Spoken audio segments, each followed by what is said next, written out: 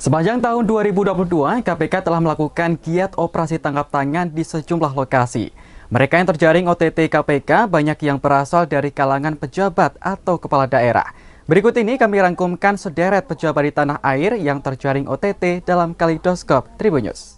Sepanjang tahun 2022, Komisi Pemberantasan Korupsi atau KPK melakukan giat operasi tangkap tangan atau OTT di sejumlah lokasi. Mereka yang terjaring OTT banyak yang berasal dari kalangan pejabat atau kepala daerah. Berikut ini kami rangkumkan sederet pejabat di tanah air yang terjaring OTT KPK dalam Kaleidoskop Tribun News. Pertama adalah Wali Kota Bekasi, Rahmat Effendi. Penangkapan terhadap Rahmat Effendi mengawali pengungkapan kasus korupsi di tahun 2022. Pria yang akrab disapa Pepen itu ditangkap pada 5 Januari bersama belasan orang di lingkungan Pemkot Bekasi. Pepen diduga menerima uang ratusan juta rupiah dari hasil minta uang jabatan kepada pegawai Pemkot Bekasi. Selain itu, ia juga diduga membelanjakan serta menyembunyikan kepemilikan sebenarnya atas harta yang kekayaan hasil korupsi.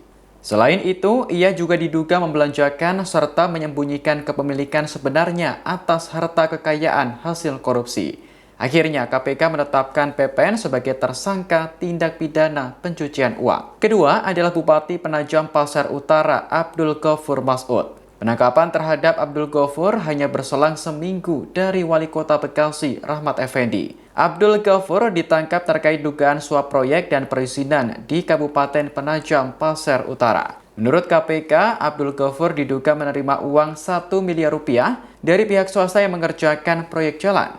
Dalam kasus ini, KPK menetapkan Abdul Ghafur sebagai tersangka kasus suap bersama 5 orang lainnya. Ketiga adalah Bupati Langkat terbit rencana perangin-angin. Terbit terjaring OTT KPK pada 18 Januari lalu atas dugaan menerima suap dari kontraktor senilai 572 juta rupiah. Penangkapannya oleh KPK berujung panjang karena di rumahnya ditemukan kerangkeng manusia.